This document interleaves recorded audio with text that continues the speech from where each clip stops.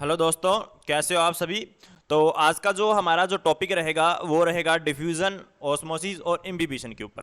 लेकिन उससे पहले हमें सॉल्यूशन के बारे में कुछ समझना चाहिए कि भाई सॉल्यूशन होता क्या है। ठीक है, तो चलो स्टार्ट करते हैं सॉल्यूशन से। तो जो सॉल्यूशन होता है बेटा, बेसिकली वो क्या होता है, वो दो चीज़ों से मिलकर बना होता है। पहला होता है सॉल्यूट, दूसरा होता है सॉल्वेंट। जो सॉल्वेंट होता है ना बेटा, वो होता है क्या होता है, सॉल्वेंट होता है मेनली लिक्विड। किस फॉर्म में होता है वो मेनली लिक्विड फॉर्म में होता है। जैसे कि मैं बोल देता हूँ क्या, कि मैं बोल देता हूँ उसको वाटर, है ना।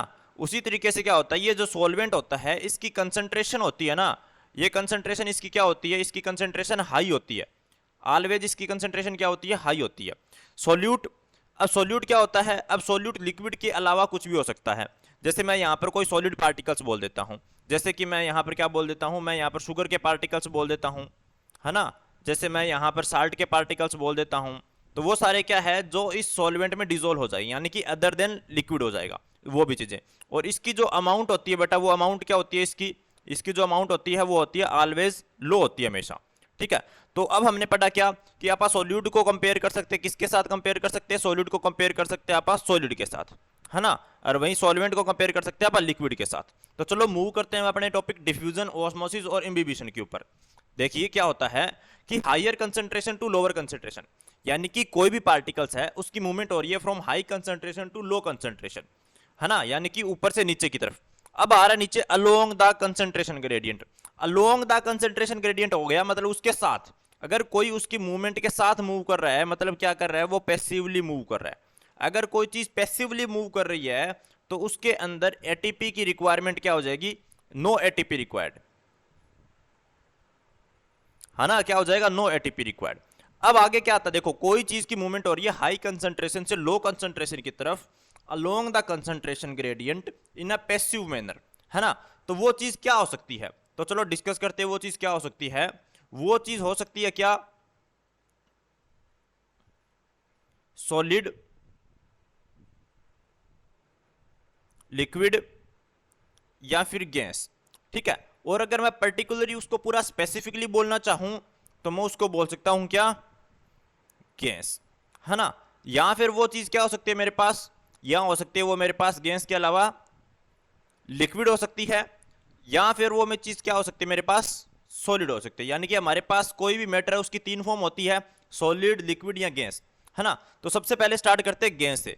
अगर गैस की मूवमेंट हो रही है from high concentration to low concentration along the concentration gradient, तो उसको क्या बोल दिया जाता है, उसको बोल दिया जाता है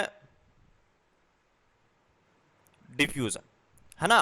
देखो high concentration to low concentration around the concentration gradient, किस चीज की मूवमेंट, गैस की, तो उसको बोल दिया डिफ्यूजन।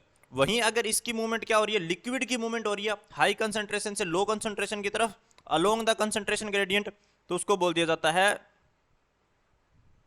ओस्मोसिस। अब आप बोल रहे हो कि सर वहां पर तो सोल्यूट लिखा होता है या फिर सोलवेंट लिखा होता है।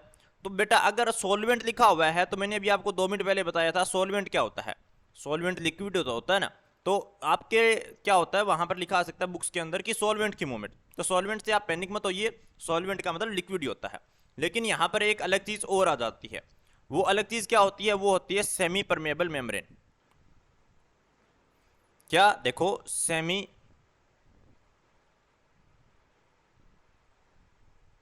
Permeable membrane.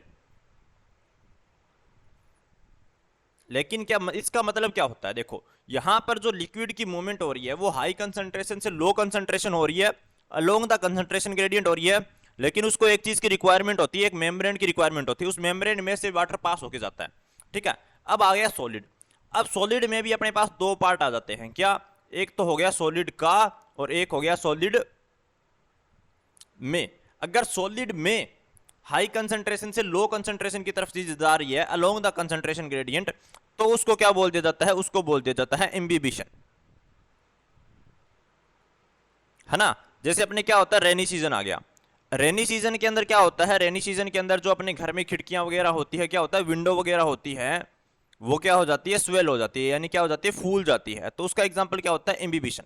अब लकड़ी क्या है, वो सॉलिड है, और उसके अंदर उसमें क्या आया, वाटर आया, तो उसको क्या बोल दिया हमने, वाटर कहाँ था, वाटर बाहर की तरफ ज्यादा था, तो high concentration of water inside the solid thing that is known as imbibition.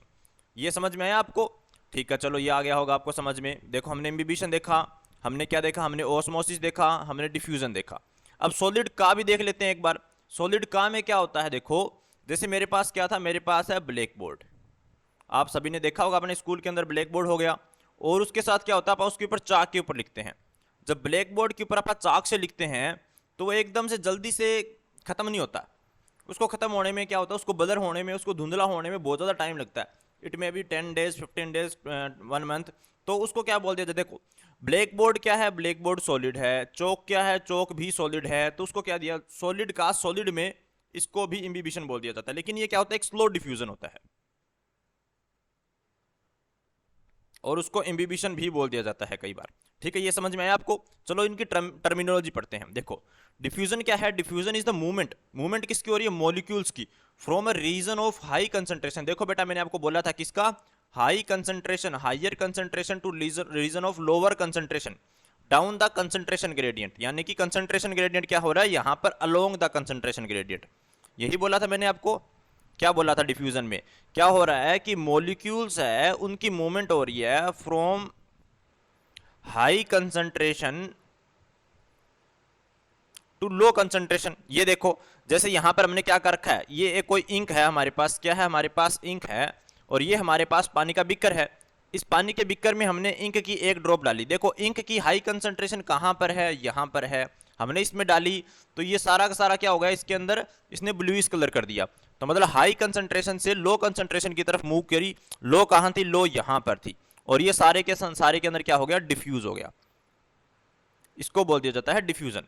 अब मूव करते हैं ऑस्मोसिस की तरफ। देखो ऑस्मोसिस क्या होता है कि यहां पर भी हाइयर कंसंट्रेशन, मॉलिक्यूल्स की मूवमेंट हो रही है from region of higher concentration to lower concentration until the concentration become equal, जब तक कंसंट्रेशन इक्वल नहीं हो जाती।